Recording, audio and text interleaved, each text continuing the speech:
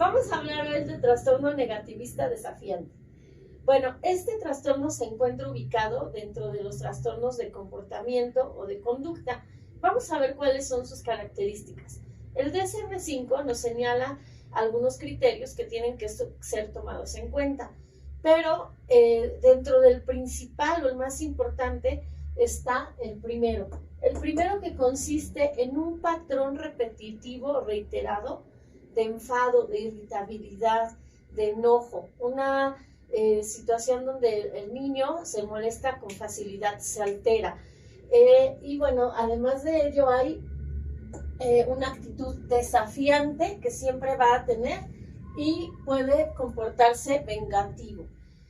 Esto tiene que manifestarse por un periodo de 6 meses y de manera reiterada, incluso diario o 3 veces por semana mínimo, para que pueda ser considerado como este trastorno. Además de ello, no se cuenta o no se toman en cuenta los hermanos, si es que los hay. Y bueno, vamos a ver cuáles son los criterios que deben de cubrirse. Por lo menos señala el Manual Estadístico de Psicología que deben ser 4 de los siguientes criterios. Y tenemos que en la parte de enfado o irritabilidad, vamos a considerar cuando el niño pierde la calma de manera fácilmente, cuando de manera rápida pierde la calma. Por ejemplo, si se le dice que ya no puede jugar con los videojuegos y se enoja, aunque solamente se le haya dicho eso. Otro punto es que es susceptible y se altera rápido. No tiene tolerancia a la frustración, se altera de manera inmediata. El siguiente criterio nos habla de que a menudo se enfada y es resentido. Por ejemplo, si está jugando con su hermano y le pide un juguete y no se lo presta, se enoja, se altera y después rompe su juguete como una manera de vengarse de ello. Pero esto, recordemos que con los hermanos a veces no es tan tomado en cuenta porque tiene que ocurrir en uno o más entornos, es decir, en la escuela, con los amiguitos, con los primos, en diversos entornos. Tiene que ser como generalizado. Y bueno, vamos a ver en el siguiente punto, donde ya nos hablan de las discusiones. Hay discusiones de manera frecuente.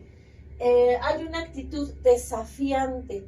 ¿Cómo se manifiesta esto? Bueno, tenemos el punto donde se manifiesta sobre todo con las figuras de autoridad o los adultos.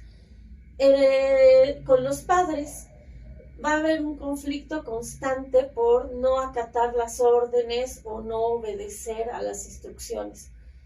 Y bueno, si ya es un trastorno más grave, también se da en la escuela o en cualquier otro entorno donde existan adultos o una figura de autoridad. En el siguiente punto nos habla de que de manera activa desafía o rechaza la figura de autoridad, pero en relación a las normas. Aquí nos está hablando específicamente de las normas, las reglas de comportamiento.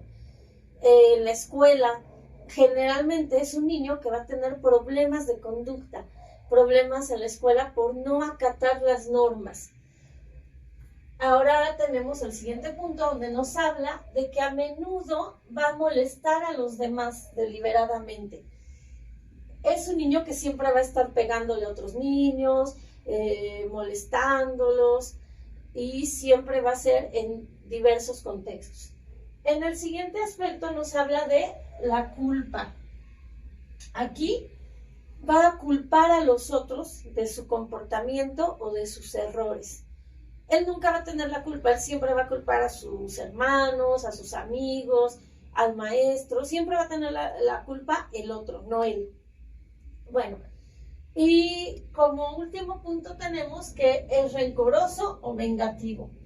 Como decíamos anteriormente, se va a vengar de las actitudes que él considere impositivas o que él considere que le están mandando o de alguna manera imponiendo algo. Entonces va a ser vengativo con estas figuras de autoridad o con los demás. Nos señala el DSM-5 que para ser considerado entonces este trastorno tiene que haber 4 de los 8 puntos que vimos, pero además se puede empezar a observar a partir de los 5 años y debe cubrir estos puntos, pero cuando son situaciones muy recurrentes y que se presentan por 6 meses.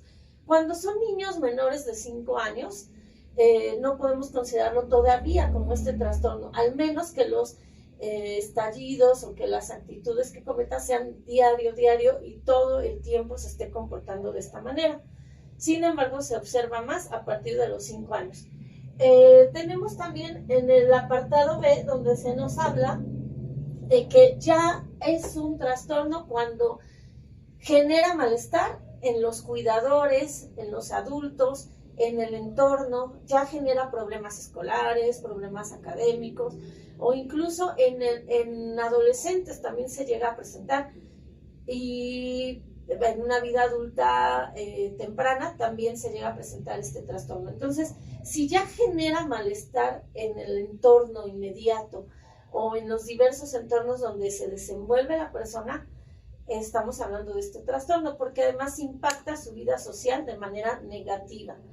Y como último punto tenemos que no se asocia a ningún otro trastorno. No se asocia a una depresión, no se asocia a un episodio psicótico, no, en realidad solo es este trastorno. Y además no se asocia al consumo de algún medicamento o alguna sustancia o alguna droga. Como podemos ver, este trastorno es complicado de identificar. A veces lo podemos confundir con TDAH o a veces se puede confundir con trastorno de explosivos de la conducta, arrebatos intermitentes, pero en realidad en este caso va enfocado hacia las figuras de autoridad, que serían los padres o los cuidadores o en la escuela los maestros. Solo se enfoca básicamente hacia la figura de autoridad.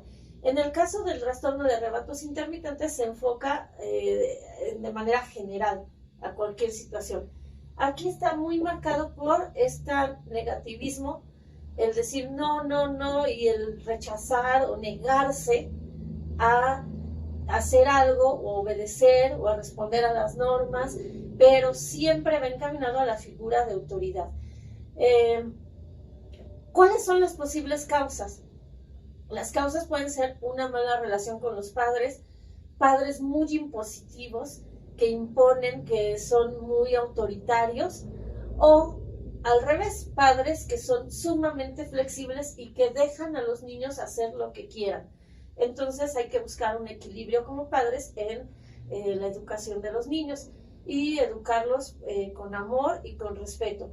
Porque entre más se les imponga, entre más autoritario se sea, el niño va a ser más negativista y va a tratar de desafiar más a los padres. Bueno, recuerda que este video es informativo, no es para que te autodiagnostiques, pero es solamente un video como para que tengamos más información sobre la salud mental y la salud emocional. Te invito a que te suscribas a mi canal y nos estaremos viendo pronto.